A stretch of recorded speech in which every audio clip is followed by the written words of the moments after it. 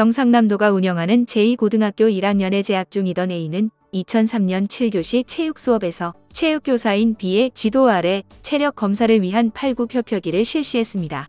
A는 10회에서 15회가량 팔굽혀펴기를 하다가 갑자기 의식을 잃고 쓰러졌습니다.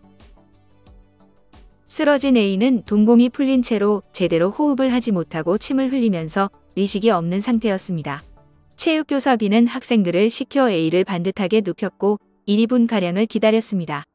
그러나 수분이 지나도 상태에 변화가 없었습니다. B는 학생들을 시켜 팔다리를 수분 동안 주무르게 하였고 그래도 깨어나지 않자 A를 양호실로 옮기도록 지시하였습니다. 위 과정에서 B는 A의 호흡 여부를 확인하여 인공호흡이나 심폐소생술을 시행하지 않고 5분 이상이 지체되었습니다. 그리고 양호실에 도착 후 5~6분 걸려 인근 병원 응급실로 이송되었고 이로써 A가 쓰러진 때로부터 병원에 이송되기까지 약 14~15분가량이 소요되었습니다. A는 기관 내 삽관 및 심폐소생술을 받은 뒤 같은 날 대학병원으로 옮겨졌으나 급성 심장정지로 인한 허혈성 뇌손상으로 식물인간에 준하는 상태가 되었습니다.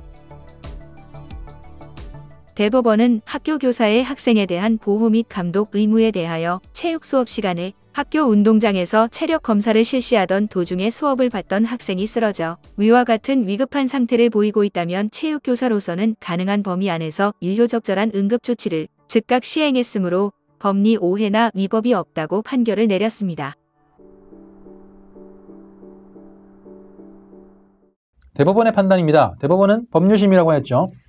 원심의 사실 인정에 대해서 법률적으로 판단합니다. 정당한 것으로 수긍하였습니다. 거기에 체증법칙, 증거를 체증하는, 증거를 채집하는 법칙에 대해서 위반한 사실혼인의 부분이 없다라고 해서 원심의 판단을 그대로 인정을 했습니다.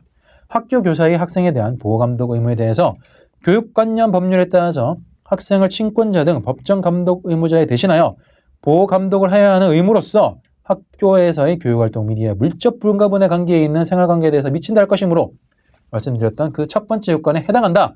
체육 수업 시간에 학교 운동장에서 체력 검사를 실시하던 도중에 수업을 받던 학생이 쓰러져 위와 같은 위급한 상태를 보이고 있다면 체육교사로서는 가능한 한 범위 안에서 유효적절한 응급조치를 즉각 시행함으로써 그 학생의 생명과 건강에 대한 위험을 제거하거나 최소화할 의무가 있다고 할 것이다.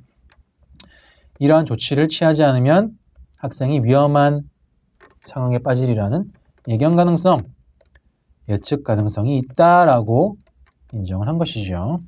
결국 대법원은 원심의 판단을 정당하고 위 법리에도 부합하는 것으로 판단하고 거기에 상고논지가 지적하는 상고를 한 사람, 그 학교 측이 되겠죠. 심리미진이나 교사의 보호감독 의무 및 인과관계에 대한 법리오해의 위반이 없다고 하여 가배 상고를 기각하였다.